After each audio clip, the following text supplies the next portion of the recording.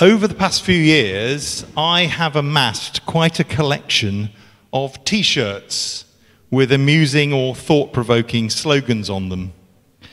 There was a great T-shirt stall at the Greenbelt Festival for several years where I picked up some really good slogans, like, "I see no good reason to act my age," or alongside a bike, "Our chains set us free." I was even looking out for T-shirts on our recent holiday in France. I didn't buy a standard tourist one with a picture of the Eiffel Tower or Mont Saint-Michel or something like that, but I do now have T-shirts that say in French, "I don't have time, I'm retired," and "Who needs hair with a body like this?"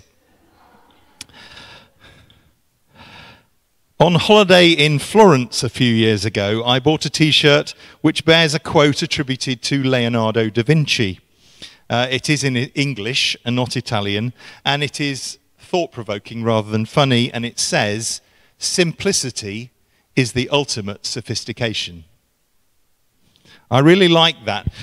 When you read about Leonardo, he was one of the greatest geniuses of the last 1,000 years or so. He was a painter, a draftsman, an engineer, a scientist, a sculptor, an architect.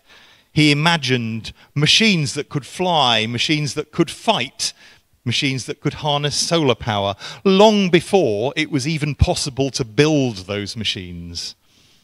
He made substantial discoveries in anatomy, civil engineering, astronomy, geology and optics.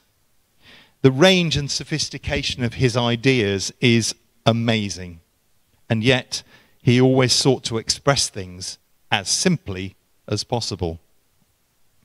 And I think that the same kind of elegant, sophisticated simplicity that Leonardo applied to his work is a feature of Jesus' teachings, of which we have a small sample in our gospel reading this morning, because in this and many other of his teachings, Jesus boils down the whole matter of living well in relationship with God and with other people down to one word: love.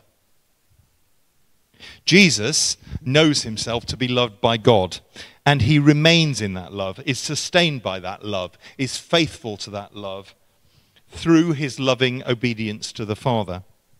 And one of the results of that is that he has shown the same love to his disciples. And just as he has remained in the love of his Father, he urges the disciples to remain in his love, which means showing to others the same love that they have been shown.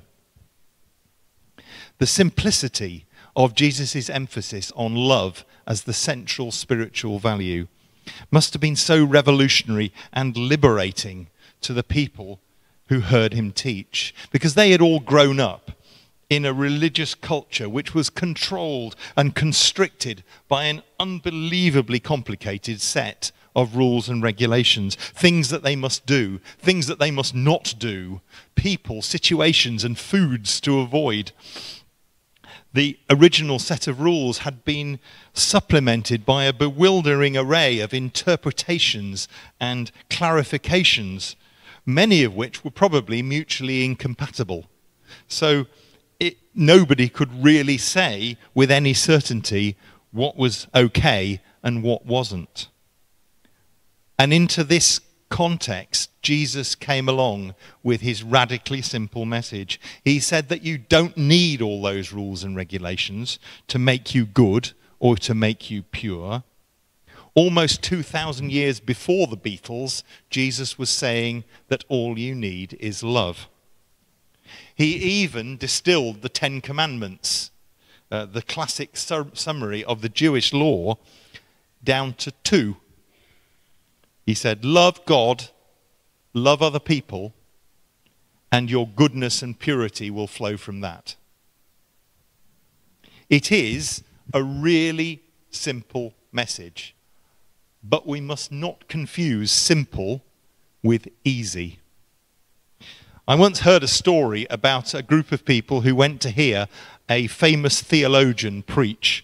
And it was a very impressive sermon. It was filled with wide perspectives and technical terms. As they discussed the sermon on the journey home, one of them said, "He didn't use many long words." "What do you mean?" they said. "The sermon was full of long words." And he said, no, I mean really long words. Words like God and love and joy and peace.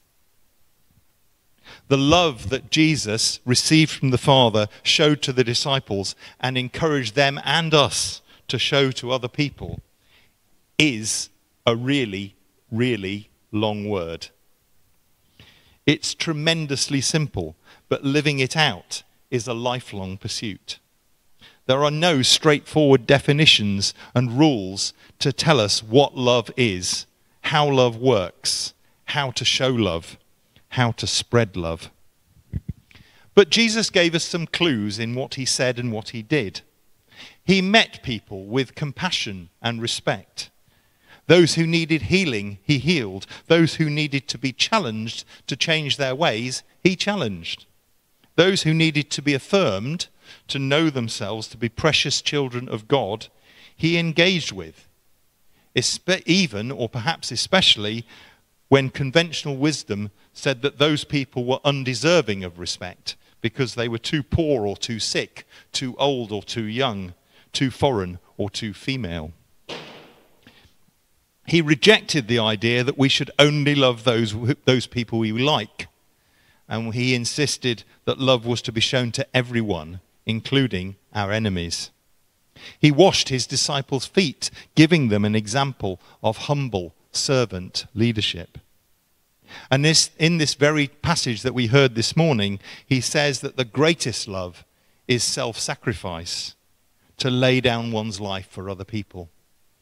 And he would do that in an unimaginably horrific way less than 24 hours later. Those are hard teachings. The way of love was a hard way for Jesus himself to follow. And for you and me, who are much more fallible and weak than Jesus was, it's impossible to get it right most of the time. But the good news is that he doesn't expect us to. He asks us to love as much as we can, and then perhaps try to love a little more. But his love for us is not dependent on how well we do or how much we love. It is much bigger and much more realistic than that. So I find this teaching both tremendously challenging and massively reassuring. It sets out quite simply how I should live my life, and it gives me resources that will help me in the lifelong task of loving God, loving Jesus, and loving other people. It also gives me hope that when I fail, as I surely do very, very often, my weakness and fallibility are not all there is to say about me. I am loved, and because I am loved, I am forgiven. And because I am forgiven, I am freed to try again. And that goes for all of us. This church is already a brilliantly loving group of people.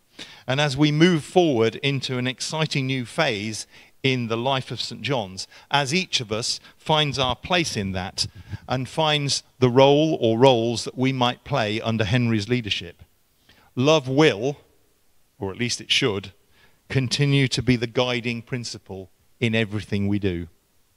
And as we do that, as we love God, love Jesus, love each other, and love the people in the community around us, we can rely on and remain in the love of God. God who sustains us, who directs us, who picks us up and cheers us on.